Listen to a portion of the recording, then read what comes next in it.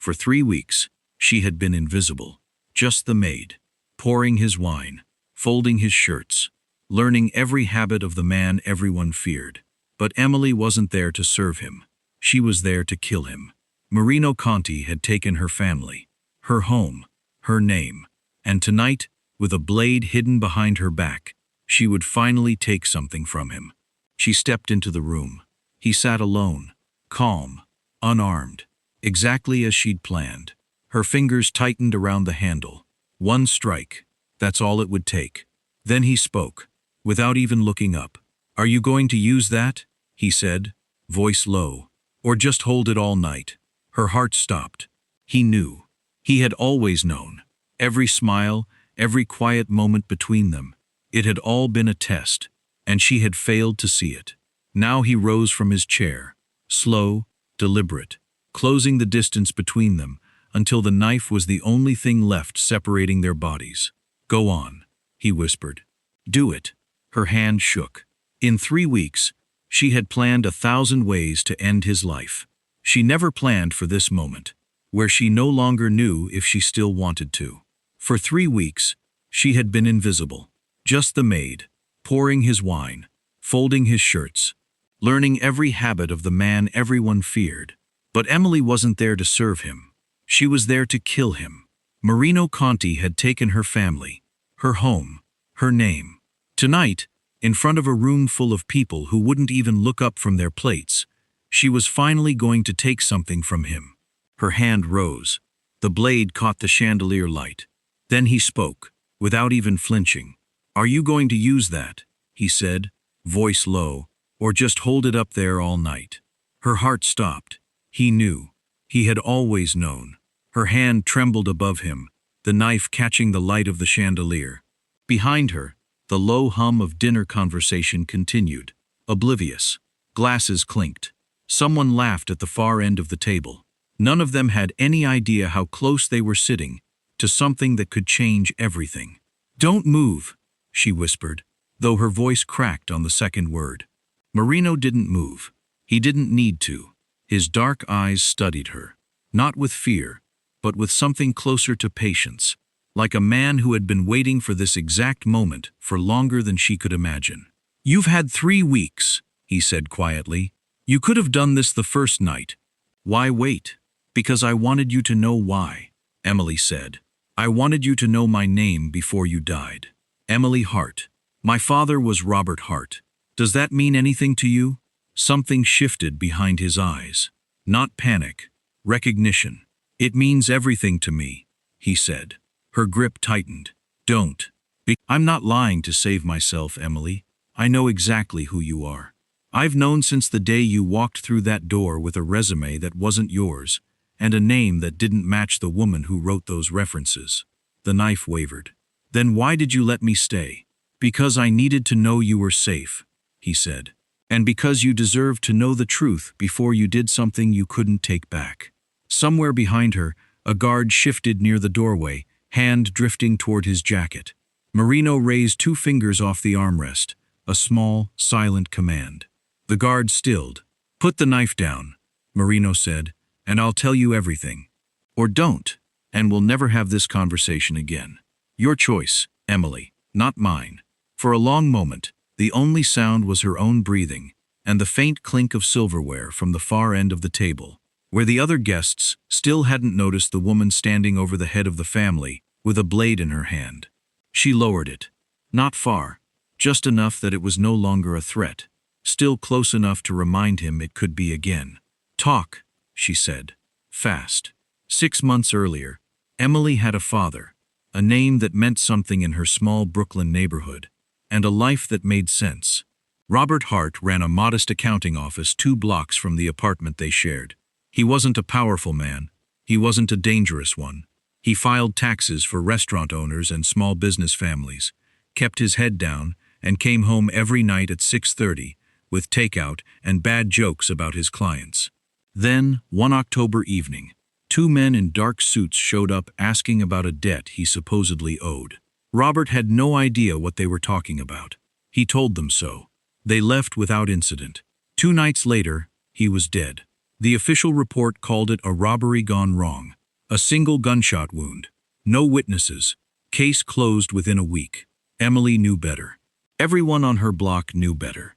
Word moved fast in a neighborhood like theirs, and the name whispered afterward, always behind closed doors and lowered voices, was Conti. She spent the next months doing what no one expected of a grieving daughter. She didn't cry in public. She didn't demand answers from police who wouldn't give them. She learned. She read everything she could find about the Conti family. Court records, old newspaper archives, whispered rumors from people who used to work for them. She learned who worked in Marino Conti's mansion, how the household staff rotated, and, most usefully, that his last maid had quit without notice 2 months prior, leaving the position open. She forged the references herself, staying up 3 nights straight perfecting a housekeeper's signature she'd found on an old employment record. She built herself a past that didn't exist. A woman named Emily Hart, who had worked for 2 wealthy families in Connecticut, and left both on good terms. It was, in its own way, the most careful work she'd ever done. The interview lasted 11 minutes. The head housekeeper, a sharp-eyed woman named Rosalind, barely glanced at the forged letters before setting them aside. "We need someone who can start this week," she said, more to herself than to Emily. "Can you start this week?" "Yes," Emily said. "Good." The last girl left in the middle of a dinner service. Left half the table without dessert. Rosalind looked her over once, assessing her the way someone might size up a piece of furniture. "You'll room with Carla in the East Wing. Uniforms in the closet. Breakfast is at 5:30, and Mr. Conti likes his coffee black, no exceptions." By the end of the week, Emily had a uniform, a small room in the staff quarters, and access to nearly every hallway in a house that could have swallowed her childhood apartment building 3 times over. She told herself it was reconnaissance. Watch him. Learn his routine. Find the moment when he was most alone, most unguarded, and finish what she came to do. She did not expect to actually have to see him every day, to hand him his coffee, and watch him say thank you without looking up from his newspaper. To iron shirts that smelled faintly of cedar and something more expensive she couldn't name. To exist, day after day, in the orbit of the man she had built into a monster in her mind, and find him disturbingly, infuriatingly human. He kept fewer guards inside the house than she'd expected. 2 men by the main gate, one posted near the study during business hours, and Marino himself, who moved through his own home with the ease of a man who had never once questioned his safety inside these walls. That confidence should have made her job easier. Instead, she found herself watching him longer than necessary, cataloging details that had nothing to do with strategy. He took his coffee at 6, black, same as Rosalind said. He read 3 newspapers before 8, and made notes in the margins of only 1. He worked in his study until 9 most nights, and twice a week, black cars pulled up the long driveway, and men she didn't recognize stayed until well past midnight. He was disciplined, precise. He never raised his voice at staff, never let a mistake go unnoticed, but never made anyone feel small for it either. Nothing about him matched the reckless, cruel figure she had imagined for 6 months. The man who ordered the death of an accountant over a debt that never existed. That should have made it easier to hate him. It didn't. If anything, it unsettled her more, because a monster she could kill without hesitation. A man who tipped his cook extra on her birthday and remembered the names of every gardener's children was harder to reconcile with the blood she believed was on his hands. She told herself it didn't matter. Killers could be polite.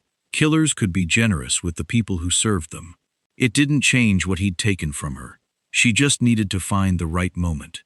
Weeks passed, and the right moment never seemed to arrive. Not because it wasn't there, but because Emily kept finding reasons to wait. She poured his wine at dinner and watched the way he thanked the kitchen staff by name before anyone had even served the first course. She straightened his study at night and found books on Italian poetry stacked beside contracts and shipping manifests, dog-eared pages marking passages he'd clearly read more than once. Twice, when his usual driver was unavailable, she was asked to accompany him on short trips across the city, sitting in tense silence in the back of a car that smelled like leather and rain. On one of those drives, stopped at a red light in the financial district, he'd asked her, out of nowhere, if she missed home. "I don't have one anymore," she'd said, before she could stop herself. He hadn't pushed. He'd only nodded, like he understood exactly what that felt like, and let the silence settle back between them, until the light changed. She hated that she noticed things like that. She hated the quiet way he said thank you, a phrase she never once heard from the other men who came and went through the mansion. Men who barked orders and left without a glance at the people who served them. She hated that some nights, lying awake in her small staff room with the knife hidden beneath a loose floorboard, she found herself thinking less about her father's death and more about the way Marino's expression softened, just slightly, whenever he thought no one was watching.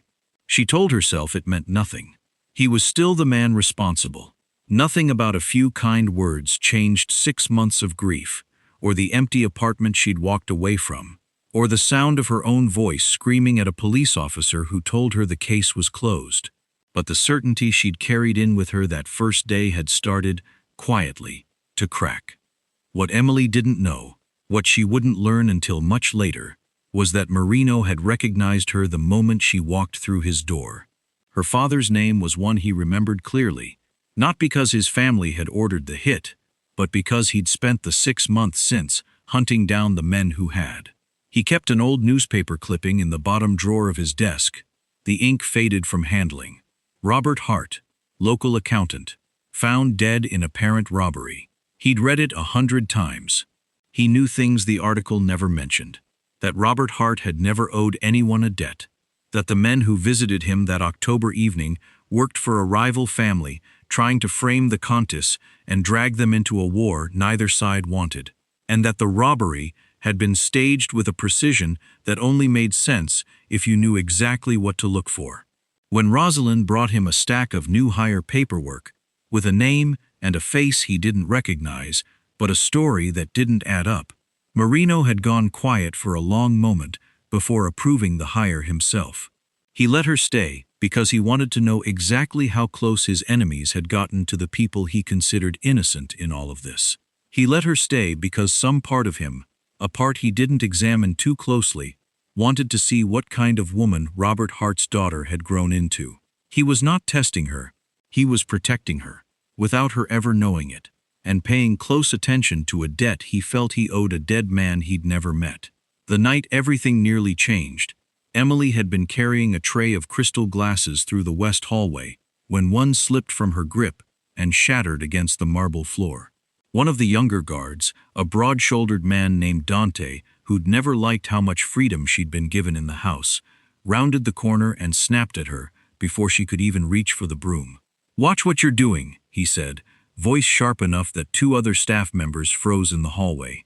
"You break something in this house, it comes out of your pay. Understood?" "I understand," Emily said, already crouching to pick up the pieces, cheeks burning with a mixture of embarrassment and something closer to old, familiar humiliation, the kind she'd known too well since her father died, and the world stopped treating her like she mattered. "Dante." Marino's voice came from the top of the staircase, low and even, but it cut through the hallway like a blade. He came down the stairs slowly, hands in his pockets, eyes fixed on the guard rather than the broken glass. "She's not yours to speak to like that," he said, stopping a few feet away. "Not in my house." Dante's face went pale. "Sir, I only meant—" "I heard what you meant." Marino's voice didn't rise, which somehow made it worse. "Apologize, and then go find something useful to do." Dante muttered an apology in Emily's direction and disappeared down the hallway without looking back. Marino crouched beside her, helping gather the last of the broken glass without a word, his sleeves brushing against hers. "You didn't have to do that," Emily said quietly. "Yes, I did," he said, and something in the simplicity of the answer knocked loose a piece of the wall she'd spent 6 months building. It wasn't the reaction of a man who saw her as beneath him, disposable, another set of hands in a house full of them. It was the reaction of a man who saw her. She hated how much that unsettled her. The night before the anniversary of her father's death, Emily sat alone in her small staff room, long after the rest of the house had gone quiet. She'd taken the loose floorboard up and set the knife on the small table beside her, the same one she'd carried through the mansion's front door on her very first day, hidden inside a rolled pair of socks. Beside it, she'd placed the only photograph she still had of her father, the two of them at her college graduation, him beaming with a pride that had nothing to do with money or status, and everything to do with simply being proud of her. A year ago tomorrow, he'd been alive. A year ago tomorrow, none of this, the forged references, the stolen knife, the 6 months of careful, patient hatred, had existed. Whatever she felt now, whatever confusion Marino Conti had managed to stir loose in her over these past weeks, the quiet thank yous, the drive across the city, the way he'd stood between her and Dante without hesitation, none of it changed what his name represented the night her father died. Or so she told herself, again and again, until the words started to feel less like conviction and more like something she was trying to convince herself of. Tomorrow night there was a dinner. The whole family would be there, along with men from 2 other syndicates negotiating some deal she didn't fully understand and didn't care to. It would be crowded, loud, everyone's attention split a dozen different ways. It was, she decided, the perfect moment. Tomorrow night, in front of everyone, she would finally do what she came to do, before whatever was growing quietly inside her chest made it impossible. The dining hall was full the following evening. Guests, wine, the low hum of conversation drifting from one end of the long table to the other. No one noticed Emily step behind Marino's chair as she cleared the appetizer plates. No one noticed her hand slip beneath her apron, fingers closing around the handle she'd kept hidden there all night. No one noticed until her arm rose, the blade catching the light of the chandelier above them both. Marino didn't move. "Are you going to use that?" he said again, calm as he had been every single day she'd known him, "or just hold it up there all night?" "You knew," Emily whispered, her hand trembling above him. "This whole time you knew who I was, and you let me stay anyway." "Since the day you walked in," he said, not turning, not flinching, his voice pitched low enough that it wouldn't carry past the two of them. "Your father's name isn't one I could forget, Emily. I've spent 6 months hunting the men who actually killed him. Not me. Never me. The Salvatores wanted this family blamed for something we didn't do, and it cost your father his life. You expect me to believe that. I expect you to do whatever you need to do," he said, "but I needed you to hear the truth first. I let you into this house because I wanted to know you were safe while I finished what I started 6 months ago. Every trip you took with me, every night you thought you were watching me, I was making sure nothing happened to you the way it happened to him." The knife wavered in her grip. Around them, the dinner continued. Oblivious. A burst of laughter from the far end of the table, the soft clink of silverware, a conversation about shipping routes that meant nothing to either of them anymore. "Why didn't you just tell me?" Emily asked, her voice cracking for the first time. "Would you have believed me," he said, "if I told you the day you walked through my door with a name that wasn't yours?" She had no answer. 6 months of carefully built certainty was crumbling in her hands, faster than she could hold it together, faster than she wanted to admit. Slowly, her arm lowered. The knife slipped from her fingers and struck the marble floor with a sound sharp enough to finally turn a few heads at the far end of the table. Though by the time anyone looked, Marino had already risen from his chair, one hand closing gently around Emily's wrist, steadying her the way you might steady someone standing too close to the edge of something. "It's all right," he said quietly, for her ears only. "You're all right." For the first time in 6 months, Emily let herself believe it. In the weeks that followed, Emily learned the truth in full. The staged robbery, the debt that never existed, the careful, deliberate framing designed to spark a war between 2 families, while the Salvatores profited quietly from the chaos. Marino showed her everything. The files, the surveillance photos, the names of the men who had actually pulled the trigger the night her father died. She could have walked away once she had it. Rosalind would have written her a real reference this time. No forgery required. She could have taken the truth and disappeared back into a life that no longer had any reason to include the Conti name. Instead, she stayed, not as a maid pretending to belong, and not as an assassin waiting for her moment. She stayed as the one person in Marino Conti's world who understood, better than anyone else around him, exactly what it meant to lose everything and still choose to keep going.